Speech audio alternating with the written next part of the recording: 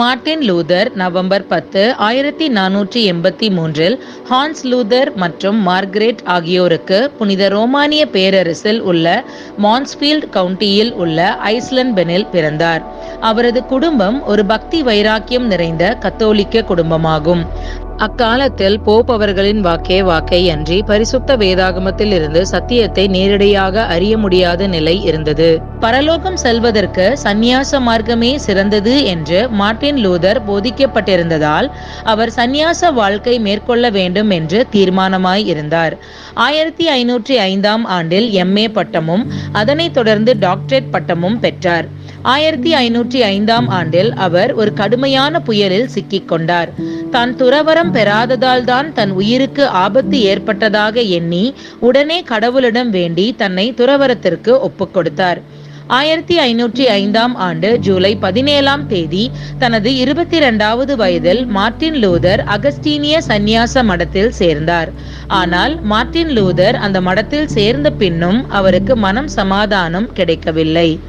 மெய்யான சமாதானம் இல்லாததால் அவர் உடல்நிலை பாதிக்கப்பட ஆரம்பித்தது.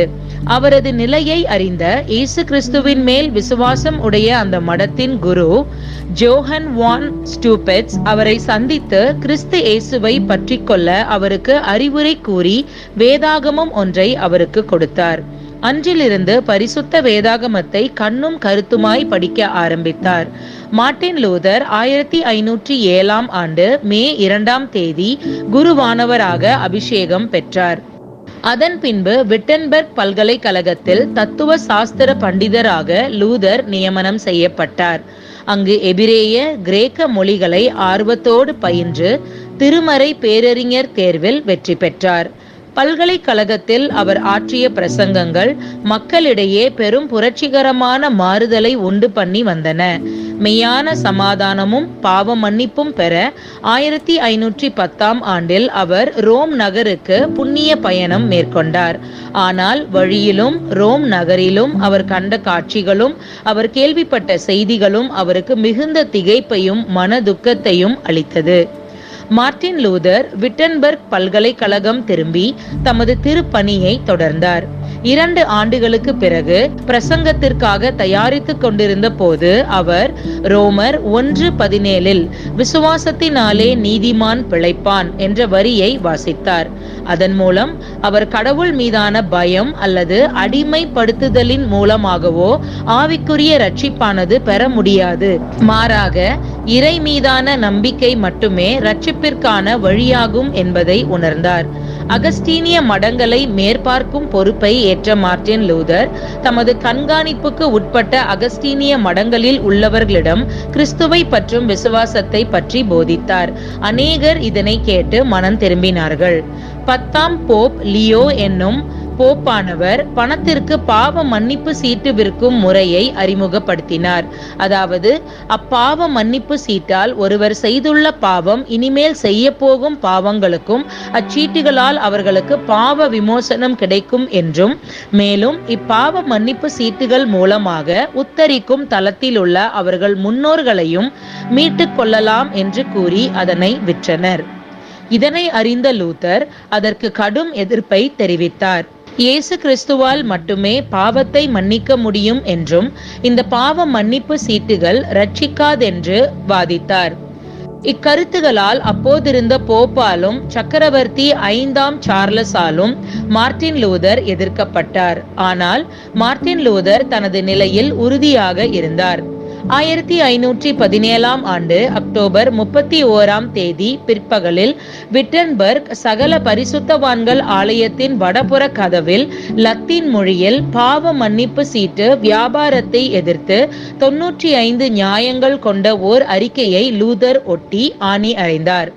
அந்த அறிக்கையின் கீழே இந்த நியாயங்களை வேத சாஸ்திர பண்டிதர் மார்ட்டின் லூதராகிய நான் எழுதியுள்ளேன். இவைகளை பற்றி பகிரங்கமாக தர்க்கிக்க விரும்புவோர் என்னிடம் நேரில் வந்து தர்க்கிக்கலாம் என்று தீட்டப்பட்டிருந்தது.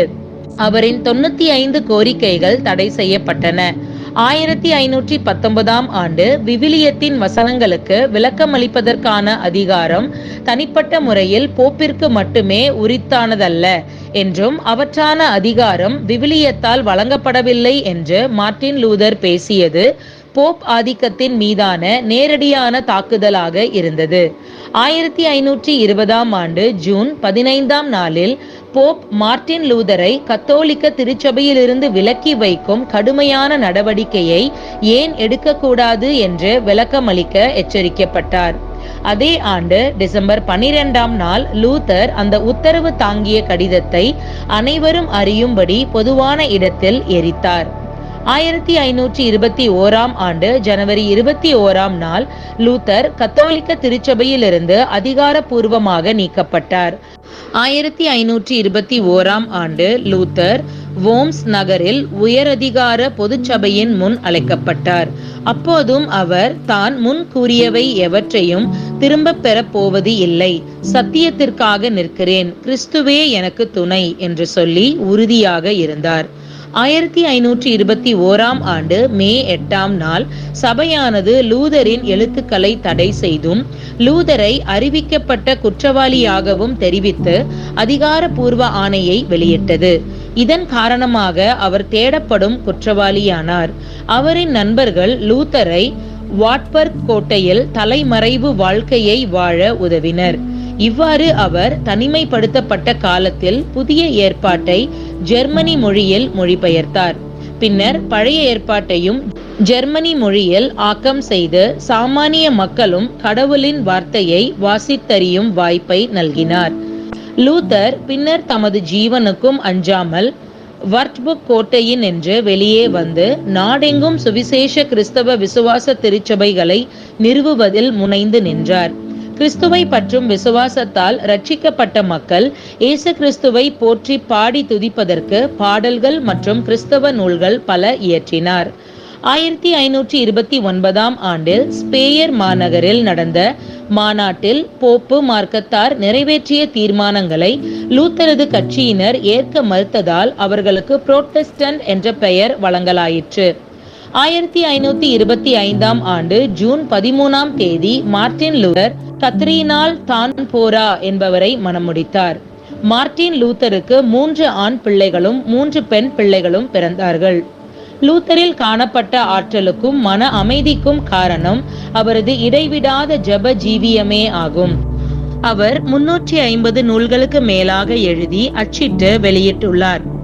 1546ஆம் ஆண்டு பிப்ரவரி 18ஆம் தேதி தனது 62வது வயதில் அவரது சொந்த ஊரான ஐஸ்லிபென்னில் மார்ட்டின் லூதர் தேவ ராஜ்யத்தை அடைந்தார்.